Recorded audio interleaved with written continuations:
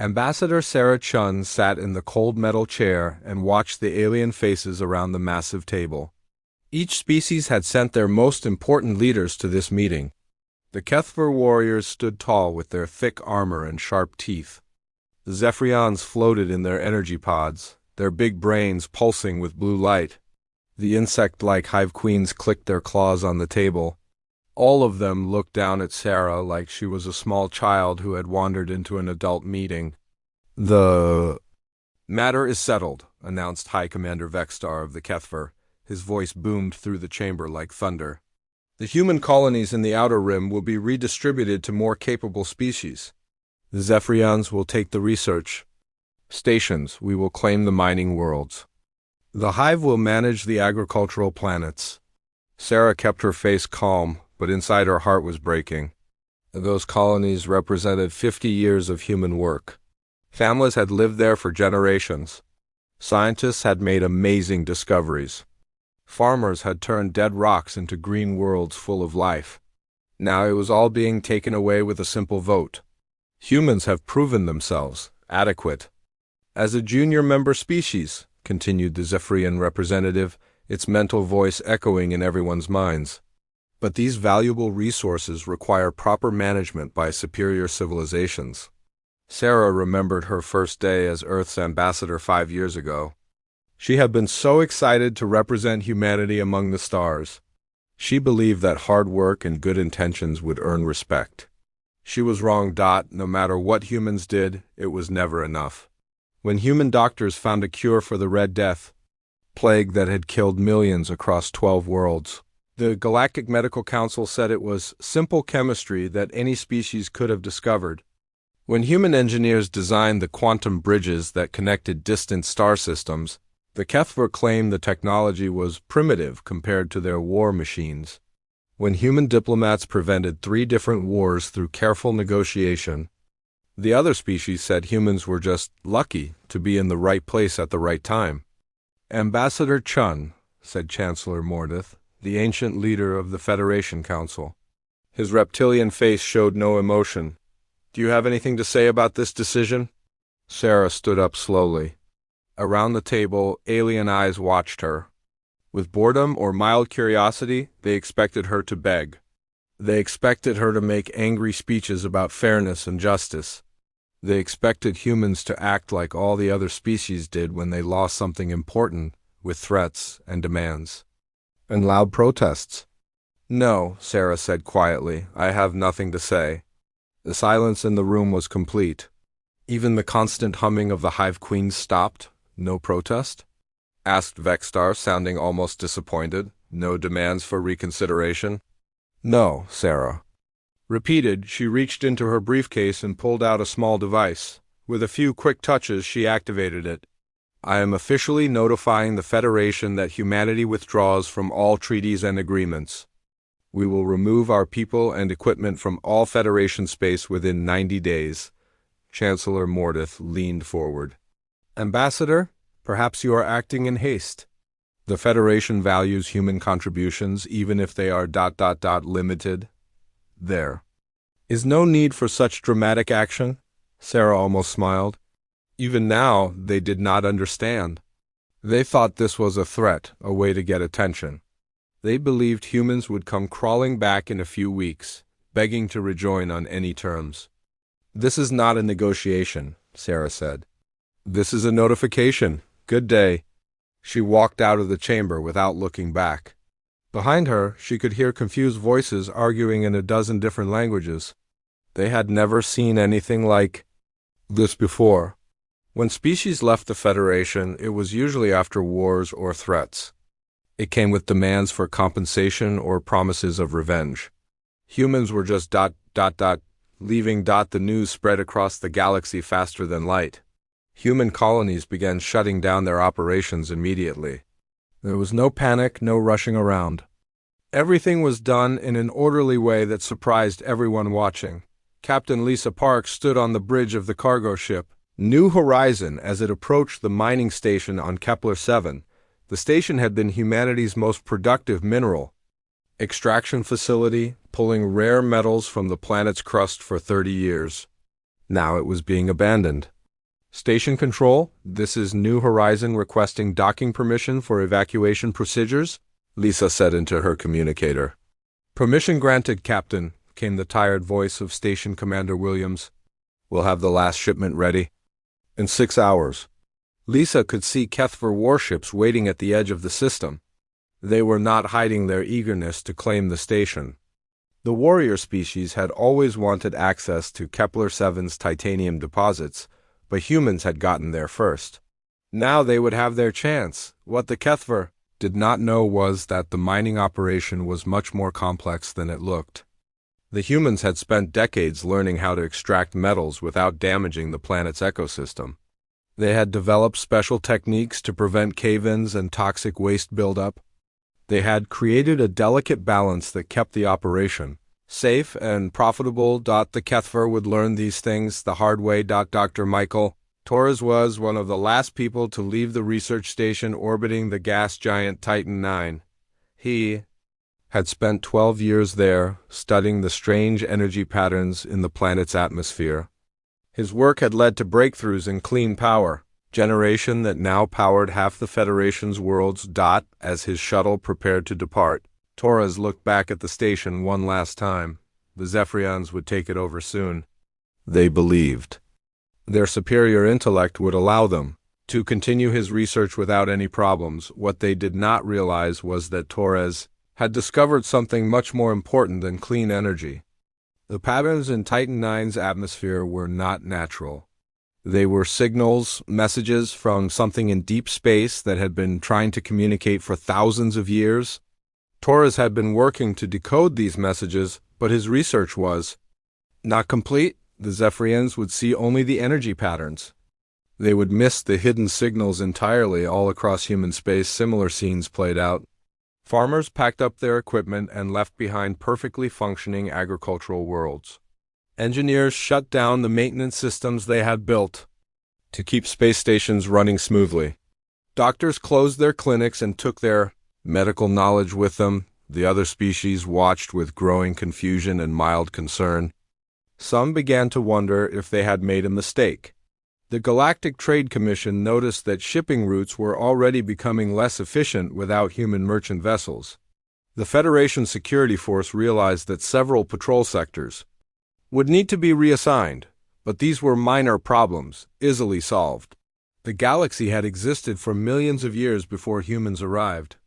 It would continue just fine without them. Chancellor Mordith stood in his private office, looking out at the stars through the massive window. His aide, a nervous young Zephyrian, hovered nearby. "So, the human evacuation is proceeding faster than expected," the aide reported.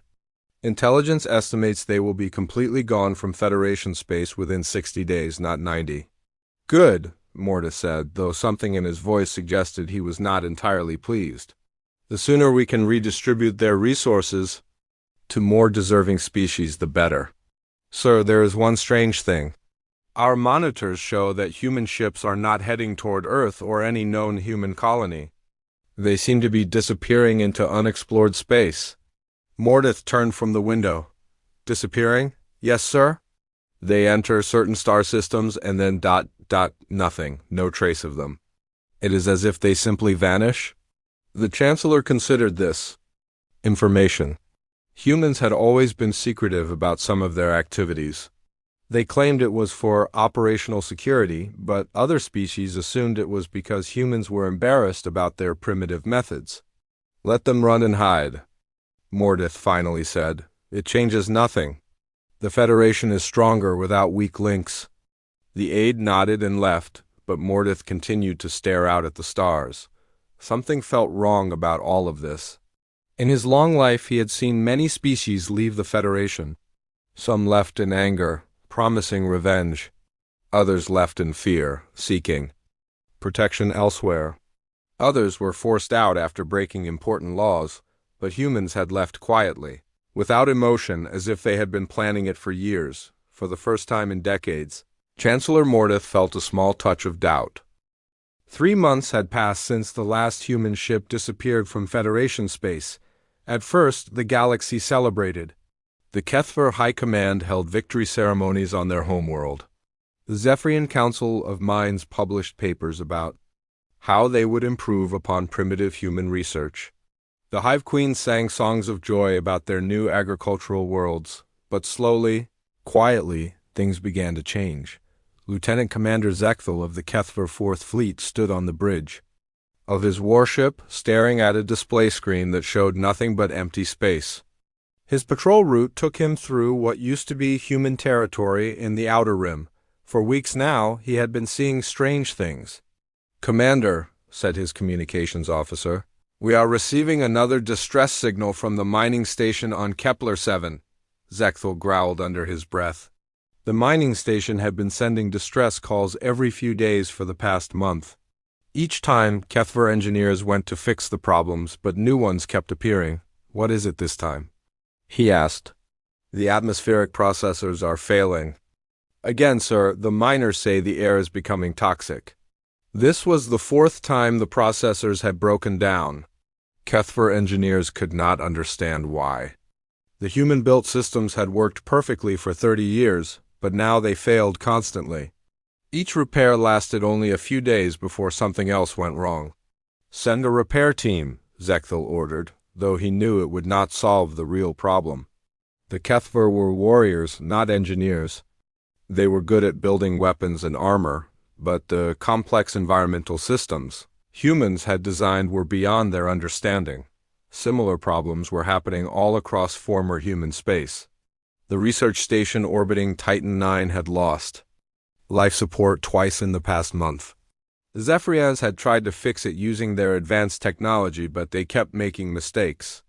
They did not understand that the human systems were designed to work together in ways that were not obvious. Dr. Valinth, the lead Zephyrian researcher at the station, floated in his energy pod and stared at the data streams flowing around him.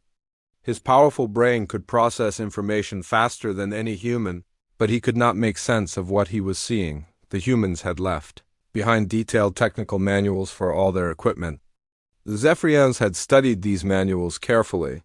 On the surface, everything seemed simple enough, but when they tried to maintain the systems, everything went wrong.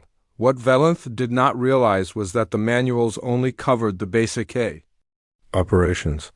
The real knowledge, the small tricks and adjustments that kept everything running smoothly, had never been written down. Human engineers had learned these things through years of experience, passing the knowledge from one generation to the next through hands-on training. Knowledge was gone. "Dr. Valinth," called his assistant, "the quantum resonance chamber is showing anomalous readings again." Valinth sighed, a sound that came out as a low hum from his energy pod. The chamber was supposed to amplify the energy patterns they were studying, but it kept producing random noise instead of clear signals. According to the manual, all the settings were correct. But something was obviously wrong. If Dr. Torres had been there, he would have known to adjust the phase variance by exactly 0.3 degrees every 6 hours to account for the planet's magnetic field fluctuations. He would have known that the quantum resonance chamber needed to be recalibrated after every solar storm. He would have known that the readings were not random noise at all, but coded messages from deep space. But Torres was gone, and his knowledge had gone with him. The problems were not limited to the technical systems. In the Andromeda Sector hive, Queen Lixara stood in the center of her new agricultural world and watched her workers struggle with the farming equipment humans had left behind. The machines still functioned, but the crops were failing. The hive had followed all the procedures in the human instruction guides, but something was wrong with the soil. The plants grew for a few weeks, then withered and died. What the hive did not know was that human farmers had spent decades learning about this world's unique ecosystem. They had discovered that the soil needed specific bacteria to remain fertile. These bacteria came from a particular type of algae that grew in the planet's northern seas. Every few months, human farmers had harvested this algae and spread it across their fields. This process was not mentioned in any manual. It was considered basic knowledge that every farmer on the world knew. But now all those farmers were gone, and their crops were dying. The failures were not just technical. Across the galaxy, communication networks were becoming less reliable. Ships were getting lost more often. Trade routes that had been safe for decades were suddenly dangerous. Captain Morketh of the Independent freighter Star Trader sat in a cantina on the space station Omega-7 talking to other merchant captains about the strange things they had been seeing. "The shipping lanes through the Veil Nebula are completely unreliable now," complained Captain Zixella, an insectoid trader from the Rim Worlds. "I have lost 3 shipments in the past month. The navigation beacons are not working properly." "Same. Problem in the outer spiral," agreed Captain Fulmick, a massive reptilian who hauled cargo between star systems. "Routes that used to take 2 days now take a week. Sometimes the jump points do not work at all." What they did not realize was that humans had been maintaining an invisible network of navigation aids throughout the galaxy. Small automated stations, hidden sensor arrays, and backup communication relays that most species never knew existed. These systems had guided ships safely through dangerous areas and provided emergency assistance when regular navigation failed. Now those systems were going offline one by one. Without regular maintenance, they were shutting down or drifting out of position. The galaxy's transportation network was slowly falling apart, but the most disturbing changes were happening on the edges of Federation space, in regions that most civilized species rarely visited. Strange ships had been spotted in the Dark Zone, the area of space beyond the galactic rim where only pirates and criminals dared to travel. Admiral Kexvar, commander of the Federation's Outer Defense Fleet, stood in his command center reviewing the latest intelligence reports. His subordinates watched nervously as their leader's face grew darker with each page. "How many confirmed sightings?" he asked. 17 in the past month, sir," replied his intelligence officer. "All in the same general area of the Dark Zone. The ships do not match any known design." "Pirates?" "No, sir. These ships are too large and too advanced to be pirate vessels. Our long-range sensors detect energy signatures we have never seen before." "Admiral." Kexvar had heard stories about the Dark Zone. Old legends spoke of ancient enemies that had been driven out of the galaxy millions of years ago. Most military leaders considered these stories to be myths, but some of the older records suggested they might be real. "Have we attempted to make contact?" "Yes, sir." "All communication attempts have been ignored?" "The ships appear and disappear without warning. Our patrol vessels cannot get close enough for detailed scans." The Admiral closed the report and looked out at the stars. The Dark Zone had been quiet for as long as anyone could remember. If something was stirring out there, the Federation needed to know about it. "Double our patrols in the area," he ordered, "and send a message to Fleet Command. Tell them we may need reinforcements." What Admiral Kexvar did not know was that humans had been monitoring the Dark Zone for decades. They had built a network of hidden sensor stations and early warning systems that watched for signs of the ancient enemy's return. These systems had detected the first scout ships months ago, but the warnings had gone unheeded because humans were no longer part of the Federation. The Watchers were gone, and something dark was awakening. On the pleasure world of Risa Prime, Chancellor Mordeth was trying to enjoy a vacation when his aide found him sitting by the crystal beaches. "Sir, I am sorry to disturb you, but we have received troubling reports from across the Federation." Mordeth sighed and put down his drink. Even on vacation, the galaxy would not leave him alone. "What kind of reports?" "Equipment failures, communication breakdowns, shipping delays." The problem seemed to be concentrated in areas that were formerly under human administration. "Coincidence," Mordeth said, though he did not sound convinced. "All equipment fails eventually. The humans simply left behind inferior technology." "Sir, there is something else. Our medical facilities on 12 worlds are reporting shortages of critical supplies. Medicines that we thought were being produced locally turn out to have been imported from human pharmaceutical companies." This was news to the Chancellor. He had assumed that the Federation's medical needs were met by their own species. "How is that possible?" "We have the finest medical minds in the galaxy." "Yes, sir, but apparently they focused on research and development. The actual production of medicines was handled by human companies. Now those companies are gone." Mordeth stood up and walked to the edge of the beach, where the alien waves lapped against the shore. For the first time since the humans left, he was beginning to worry. How long before we can replace these supplies? Our medical experts estimate it will take at least a year to build new production facilities, possibly longer. 6 months after humanity's departure, the first real crisis hit the galaxy like a hammer blow. Dr. Velinara, chief medical officer of the Federation Health Authority, stood in her sterile white laboratory on the medical world of Asclepius Prime. Around her, dozens of the galaxy's finest physicians worked frantically at their research stations. The emergency had been declared 3 days ago, and they were no closer to finding a solution. "Status report," she called out to her team. "The plague is spreading faster than our models predicted," replied Dr. Korth, a reptilian specialist in infectious diseases. "We now have confirmed cases on 47 worlds across 12 systems." Velinara felt her stomach drop.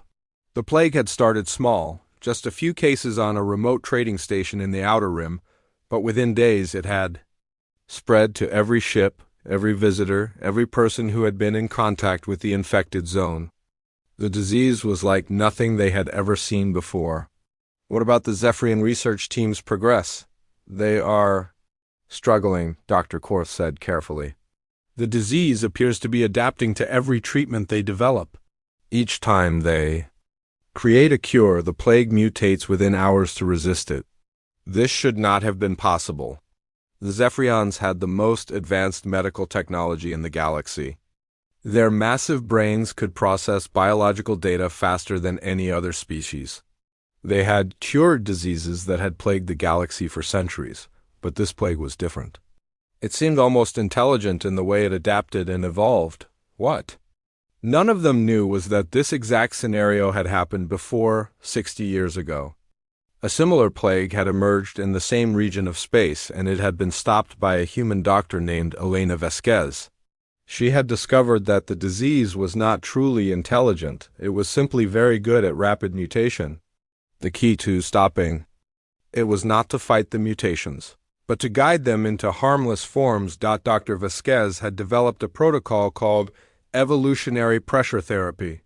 Instead of trying to kill the disease directly, she had created treatments that encouraged the plague to evolve in specific directions, eventually turning it into a harmless symbiotic organism. The protocol had worked perfectly, and the plague had been eliminated. Dr. Vasquez had written detailed reports about her methods and submitted them to the Federation medical database. But her work had been filed away and forgotten, dismissed by Zephyrian medical authorities as primitive human intuition, rather than real science. Now, Dr. Vasquez was somewhere in the void with the rest of humanity, and her knowledge had gone. With her, on the research station orbiting Titan 9, Dr. Valinth was facing his own crisis. The energy readings from the gas giant had changed dramatically over the past week. Instead of the steady patterns they had been studying, the planet was now generating massive power surges that threatened to destroy the station. How long until the next surge? He asked his assistant. 17 minutes, Dr. Valinth. Each one is stronger than the last. Valinth floated in his energy pod, his massive brain working furiously to understand what was happening. According to all their models, the planet should have been stable. The energy patterns should have continued for thousands of years without significant change, but something had triggered a cascade reaction in the planet's atmospheric layers. The delicate balance that had existed for centuries was breaking down, and Valinth had no idea how to stop it. If Dr. Torres had still been there, he would have recognized the signs immediately. The energy surges were not random. They were a response to changes in the hidden communication signals that the planet had been receiving from deep space. Something in the dark zone was sending new messages, and the planet's atmosphere was reacting to them. Torres had been working on a way to decode these signals when the humans left. He had discovered that they contained instructions for maintaining the energy balance, almost like an ancient automated system designed to keep the planet stable.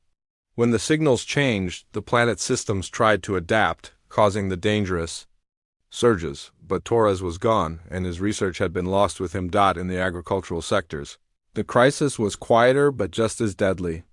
Hive Queen Lixara stood in the center of her dying farmland and watched her workers carry away another load of withered crops. "How much food do we have in storage?" she asked her agricultural supervisor. "Enough for maybe 2 months, Your Majesty." After that, the supervisor did not need to finish. The hive's population was massive, and they needed enormous amounts of food to survive.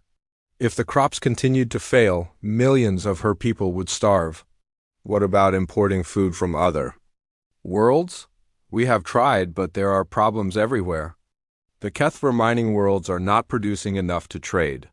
The Zephyrian research stations are focused on the plague crisis. Everyone is having difficulties.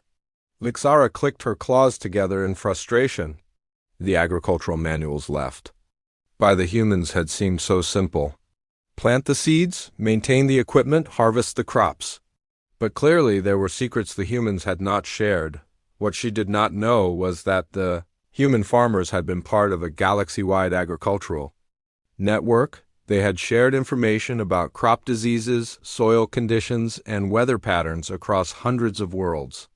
When one planet had a problem, farmers from other worlds would send advice and assistance. More importantly, the humans had been monitoring the galaxy for signs of a particular threat, an ancient biological weapon called the Withering that had been created by a long-dead civilization. The weapon was designed to destroy all plant life by corrupting the genetic patterns of seeds and soil.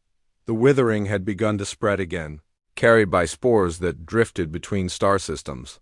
Human agricultural experts had been quietly fighting it for decades, using specialized treatments to prevent the corruption from taking hold. Now those experts were gone, and the Withering was spreading unchecked across the galaxy's farming worlds. But the most terrifying development was happening in the Dark Zone, where Admiral Kexvar's worst fears were coming true. "Admiral, you need to see this," called his sensor operator. His voice tight with fear, Admiral Kexvar hurried to the sensor station and looked at the display. What he saw made his blood run cold. The unknown ships they had been tracking were no longer hiding. Dozens of them were moving through the Dark Zone, heading directly for Federation space. "How many?" he asked. "At least 60 confirmed contacts, sir, possibly more. They are maintaining formation and advancing at steady speed." "Time until they reach our territory?" "At current speed, approximately 2 weeks. Admiral Kexvar had seen enough battles to recognize a military formation when he saw one. These were not exploration ships or traders. This was an invasion fleet. "Send immediate alerts to all Federation military commands," he ordered. "And get me a direct line to the High Council. They need to know about this." What Admiral Kexvar could not have known was that the approaching ships belonged to an ancient enemy called the Void Wraiths. They were the survivors of a civilization that had been driven from the galaxy millions of years ago, forced to survive in the cold emptiness between galaxies for eons. They had been planning their return, waiting for the right moment to strike. They had been sending scout ships to test the galaxy's defenses, probing for weaknesses. The Human Early Warning Network had detected these scouts decades ago. Human military analysts had studied the Void Wraith technology and developed countermeasures. They had quietly strengthened the galaxy's outer defenses and prepared contingency plans for the day when the ancient enemy returned. But when the humans tried to share this information with the Federation, they had been dismissed. The other species had considered the threat reports to be human paranoia, another example of their primitive fear-based thinking. Now the humans were gone. Their defensive preparations had been abandoned, and the Void Wraiths were returning to find the galaxy weaker than it had been in millions of years. Chancellor Mordith stood in the Federation Council chambers, facing an emergency session that had been called in the middle of the night. Around the table, representatives from dozens of species argued loudly about the multiple crises facing their civilization. "The plague has now spread to 62 worlds," reported the Zephyrian medical representative. "Our best estimates suggest it will reach the core systems within days. The energy surges from Titan 9 are affecting subspace communication across 3 sectors," added the research coordinator. We may lose contact with our outer colonies entirely. And now we face a potential military threat from unknown forces, concluded Admiral Kexvar. Forces that appear to be technologically superior to anything in our current arsenal. The arguing grew louder as each species tried to blame the others for the crisis. The Kethvar demanded immediate military action. The Zephyrians insisted that scientific solutions could be found.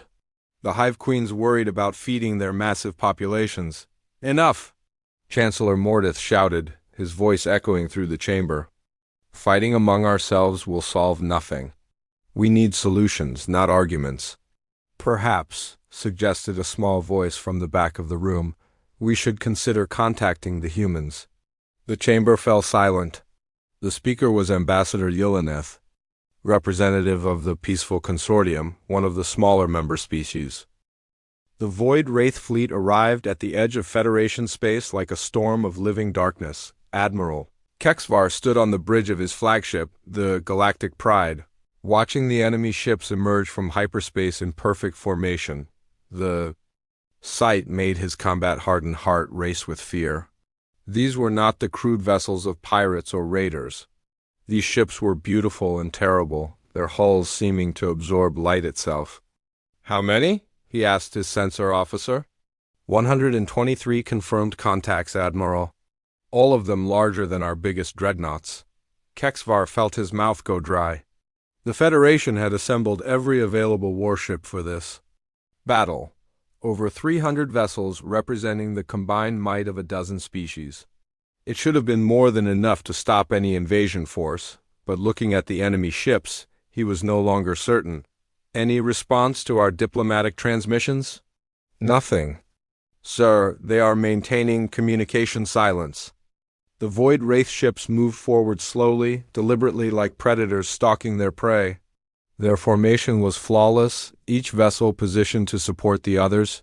Whoever commanded this fleet clearly understood military tactics at a level that impressed even Kexvar. All ships prepare for battle, he ordered. Target the lead vessels and fire on my command.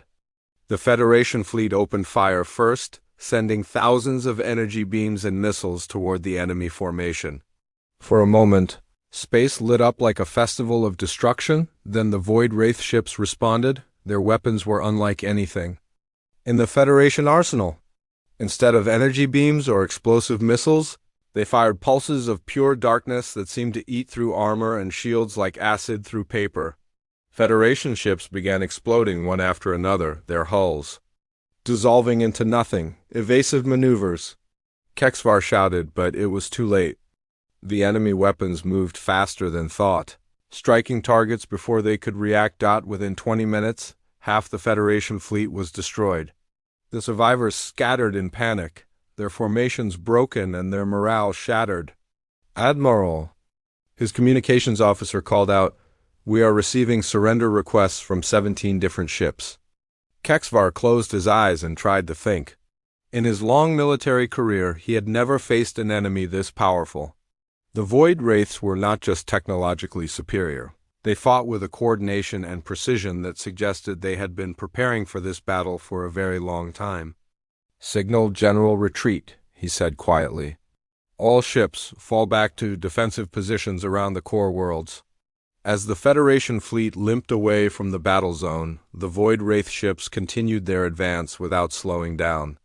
They moved past the destroyed Federation, vessels like they were nothing more than space debris. The message was clear. This had not been a battle. It had been a demonstration.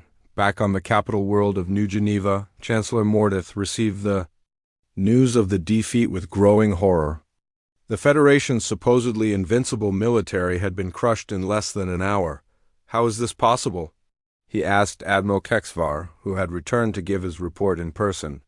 Sir, their technology is centuries ahead of ours. Maybe more.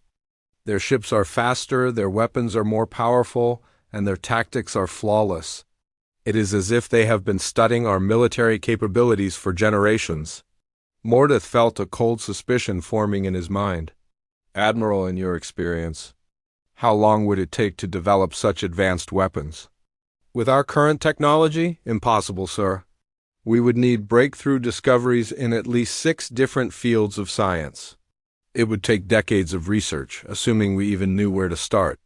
And if someone else was providing the research? Admiral Kexvar paused, understanding the implication. Sir, are you suggesting that another species is helping the invaders? I am suggesting that we may have made enemies we did not know we had. The Chancellor was thinking about the humans again. Their quiet departure, their complete disappearance, the timing of these attacks. It was all too convenient to be coincidence, but before he could pursue this thought further, another crisis demanded his attention. Dr. Velinara burst into the council chambers without waiting for permission to enter. Her usually calm demeanor was gone, replaced by barely controlled panic. Chancellor, the plague has mutated again. It is now affecting multiple species simultaneously, and it is spreading through the air itself. We estimate that every inhabited world in the Federation will be infected within the next 72 hours. Mordeth felt the room spin around him. How many casualties? Current death toll is approaching 2 million beings. But that number will multiply rapidly as the disease reaches the core worlds. The Zephyria medical teams had tried everything they could think of. They had developed 17 different treatments, each one more sophisticated than the last. But the plague adapted to every cure within hours, becoming stronger and more virulent with each iteration. What they did not realize was that they were fighting the disease completely wrong. The human protocol developed by Dr. Vasquez 60 years ago was still the only effective treatment, but the knowledge had been lost when humanity left. What about quarantine procedures? Useless. The disease can now survive in vacuum for extended periods. It is spreading through trade routes, passenger ships, even military vessels. We cannot contain it. As if the military defeat and plague were not enough, reports were coming in from across the galaxy about other disasters. The energy surges from Titan 9 had reached critical levels, disrupting communication networks throughout 3 sectors. Agricultural worlds were reporting complete crop failures as the withering spread unchecked. Mining operations were shutting down as their environmental systems failed.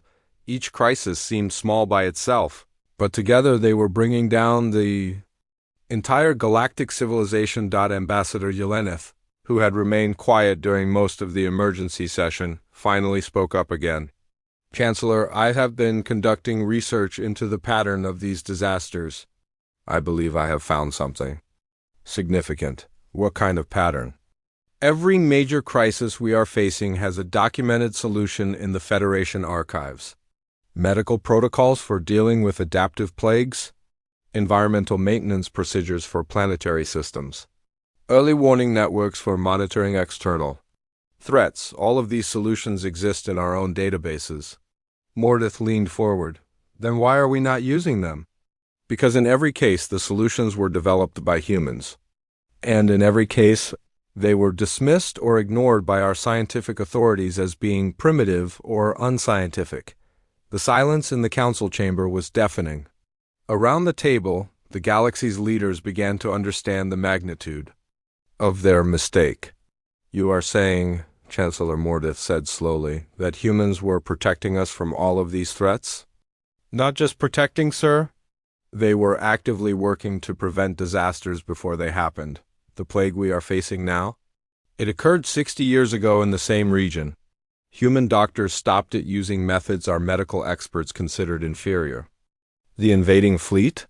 Humans have been tracking them for decades and trying to warn us about the threat.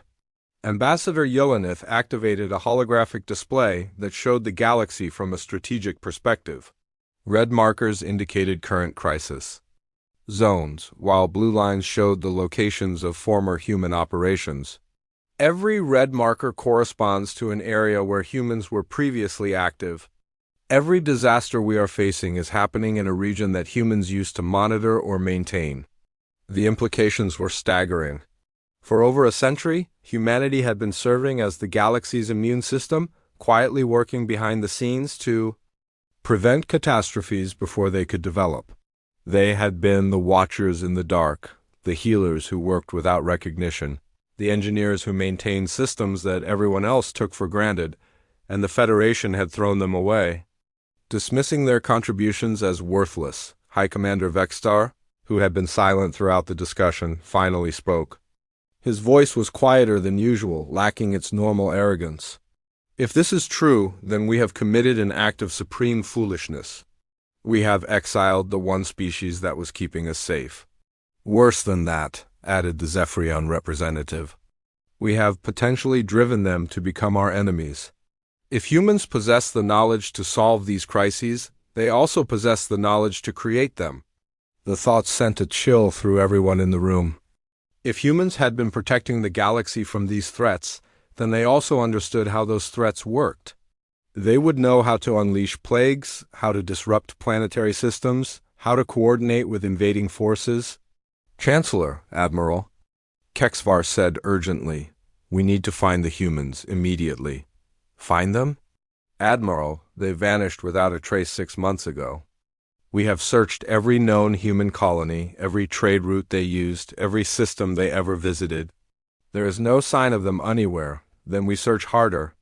Deploy every sensor array, every intelligence asset, every diplomatic contact we have. The survival of the Federation may depend on locating humanity.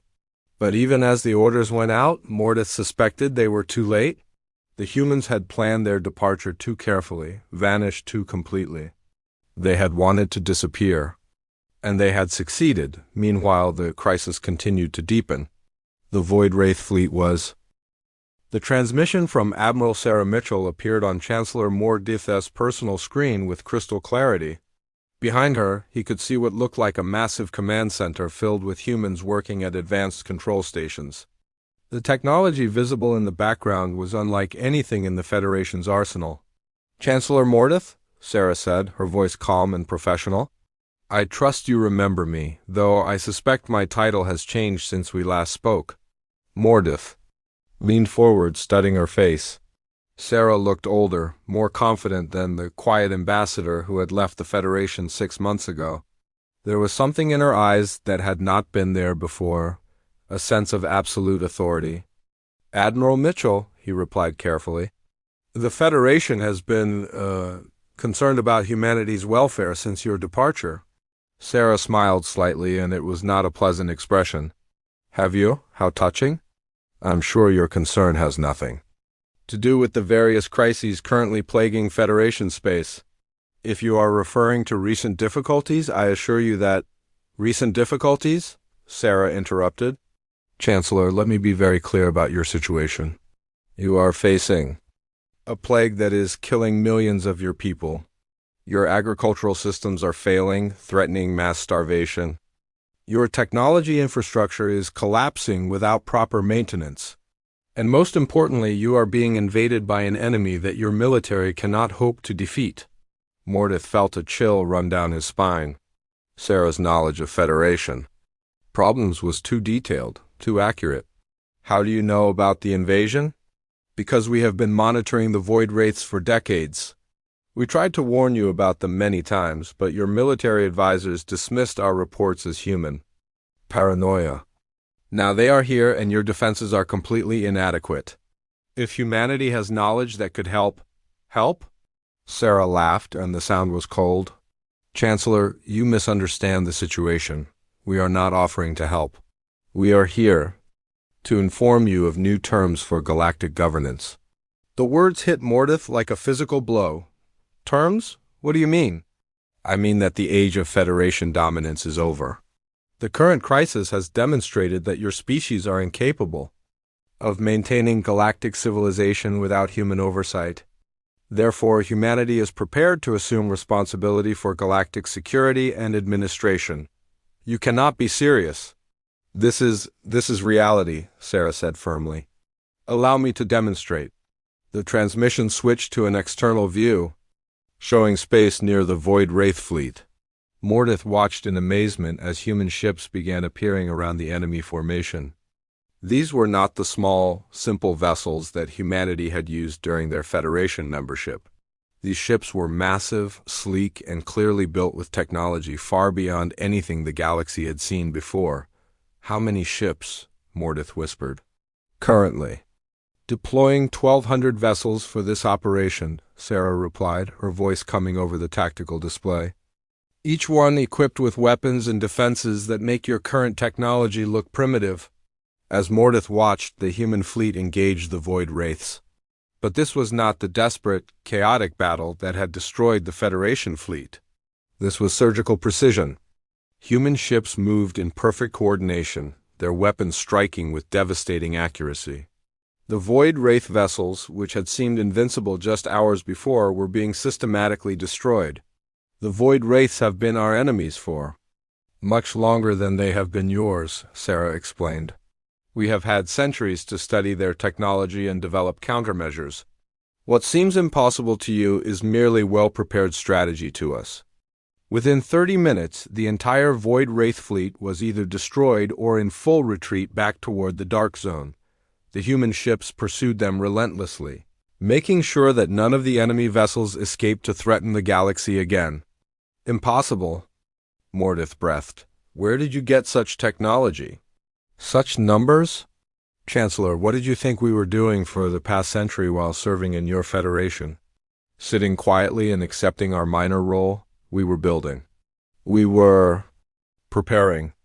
We were getting ready for the day when galactic civilization would need real leadership. The transmission switched back to Sarah's command center. She was standing now, her hands clasped behind her back in a pose that reminded Mordeth uncomfortably of military commanders he had known. Humanity has been developing our capabilities in secret for over 100 years, she continued. While your species argued about politics and dismissed our contributions, we were creating the largest industrial base in galactic history. We were training the most advanced military force ever assembled. We were researching technologies that your scientists cannot even imagine, but why? If you had such capabilities, why did you allow yourselves to be treated as a minor species? Sarah's expression softened slightly, becoming almost sad. Because we hoped that other species would eventually recognize our value through our contributions. Not our threats, we wanted to be partners, not rulers. We spent a century trying to earn respect through service. But then why are you doing this now? Because the galaxy has proven that it cannot govern itself responsibly. You had centuries to create a stable, just civilization. Instead, you created a system based on arrogance and prejudice. You allowed the strong to dominate the weak, dismissed valuable contributions because they came from the wrong species, and ignored critical threats because they were inconvenient to acknowledge. As Sarah spoke, new reports were coming in from across the galaxy. Human medical teams were appearing on plague-infected worlds, bringing treatments that stopped the disease within hours. Human engineers were arriving at failing installations, restoring critical systems with casual efficiency. Human agricultural specialists were solving crop failures that had threatened billions with starvation, but these were not rescue missions. They were demonstrations of power. How long? Mordeth asked quietly. How long for what? How long have you been planning this? The evacuation, the technology development, the timing of your return, this level of coordination requires years of preparation, Sarah nodded approvingly. Very good, Chancellor. You are finally asking the right questions. We have been planning for this possibility since the day humanity joined the Federation. We hoped it would never be necessary, but we prepared for the eventuality that other species would prove incapable of enlightened leadership.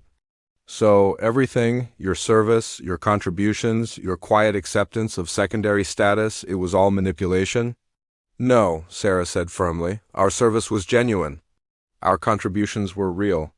Our desire for peaceful cooperation was sincere. But we are not fools, Chancellor. We observed how other species treated those they considered inferior. We saw how quickly allies could become enemies when it served political purposes. We prepared for the worst while hoping for the best. The scope of humanity's deception was staggering. For over a century, they had been playing a role, allowing themselves to appear weak and primitive while secretly building the largest military and industrial complex in galactic history. They had endured condescension and dismissal, while positioning themselves to take control when the current system inevitably collapsed. What are your terms? Mordeth asked. Simple. The Federation is dissolved as of today. All current governmental structures are suspended. Humanity will assume responsibility for galactic security, infrastructure maintenance, and conflict resolution. Existing species governments will retain authority over their internal affairs, but all interspecies relations will be mediated by human administrators. And if we refuse? Sarah's expression became cold again. Then you can solve your current crises without our assistance. The void wraiths will return with reinforcements. The plague will continue to spread and mutate. Your infrastructure will continue to fail. Billions will die and galactic civilization will collapse into barbarism. You would allow that to happen? We would not allow it, Chancellor. We would cause it. Do you think the timing of these disasters is coincidental? The plague, the infrastructure failures, the void wraith invasion, we have been monitoring all of these threats for decades. We could have prevented them. Instead, we chose to allow them to develop until they reached crisis levels. The implications hit Mordeth like a hammer. You orchestrated this, all of it. We managed it, Sarah corrected. The threats were real. They would have emerged eventually regardless of our actions. But yes, we ensured that they would all manifest simultaneously at a time when the Federation was least prepared to handle them. We wanted to demonstrate conclusively that your current system of government is inadequate. Mordeth felt sick. The deaths, the suffering, the terror of the past months, it had all been part of humanity's plan to seize power. How many have died because of your manipulation? Sarah's face showed genuine regret. Too many. We tried to minimize casualties while still making our point, but some loss of life was unavoidable. We take no pleasure in these deaths, Chancellor. But they serve a purpose, to prevent the much larger catastrophe that would result from continued Federation mismanagement. You expect us to accept you as our rulers after what you have done? We expect you to accept reality. Humanity has the capability to solve every crisis currently facing the galaxy. We have the technology to defeat